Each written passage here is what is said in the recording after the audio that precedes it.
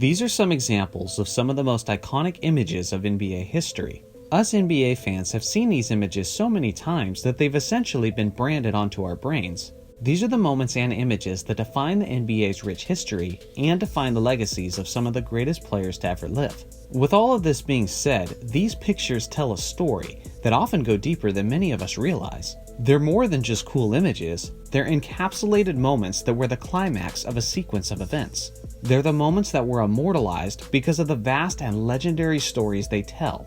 Today, I'm telling you a story about an iconic image from a legendary game involving the two greatest shooting guards of all time.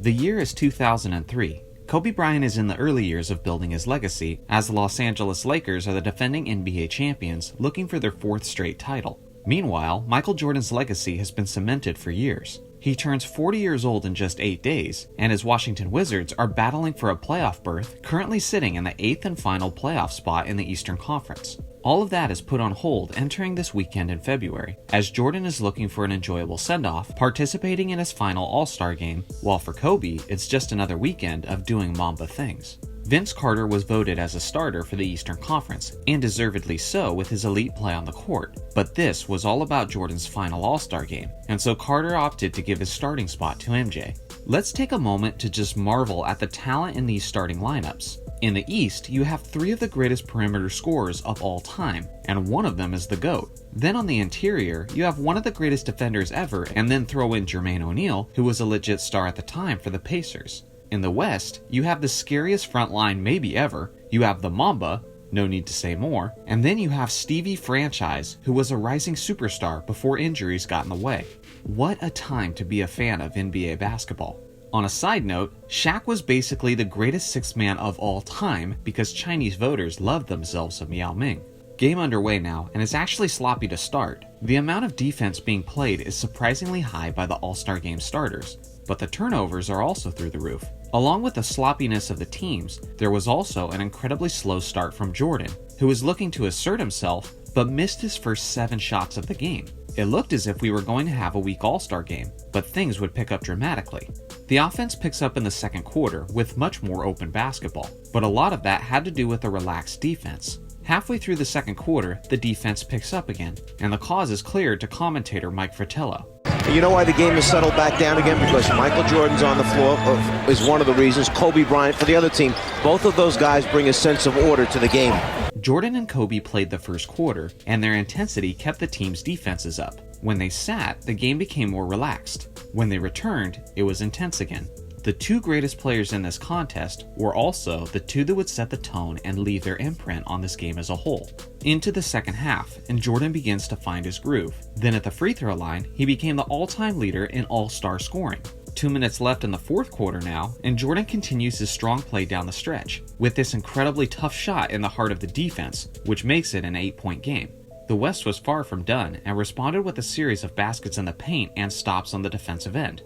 The East is up by 1 point with only about 20 seconds remaining when Jordan drives to the basket and gets his shot blocked. Kobe secures the rebound. The Mamba then begins his attack and is fouled from behind by Jordan. Now Kobe is at the free throw line with the game on the line. We all know he's automatic, right?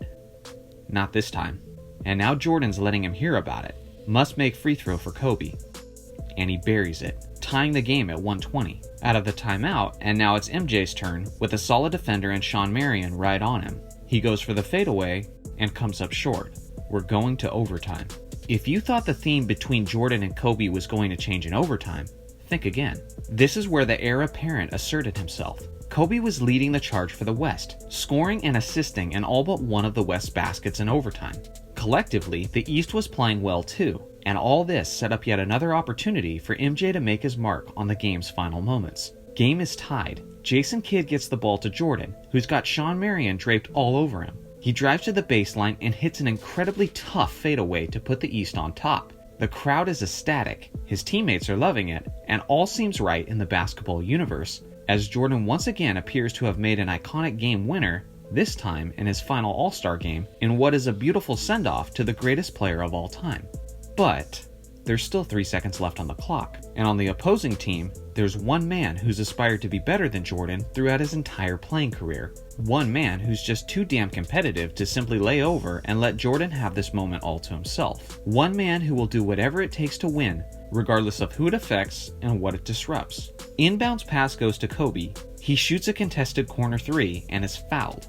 The East is dumbfounded by the call, and even by the look on Kobe's face, it appears he might have got away with something. When you look at the replay, you can see that Kobe really put his body out on the line. But is this a foul? I don't know.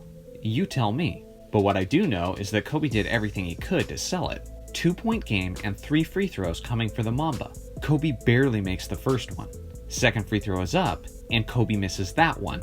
Now the real pressure is on. Immediately after this miss, Jordan is in Kobe's ear now, trying to get into his head to make him miss the next free throw. Must make here, and Jordan continues to talk literally up until the moment Kobe releases the ball. He buries the free throw, tying the game, and then turns around to say something to MJ, and MJ gives him this look. I can't tell you how much money I would give to hear all of the words exchanged in this epic sequence.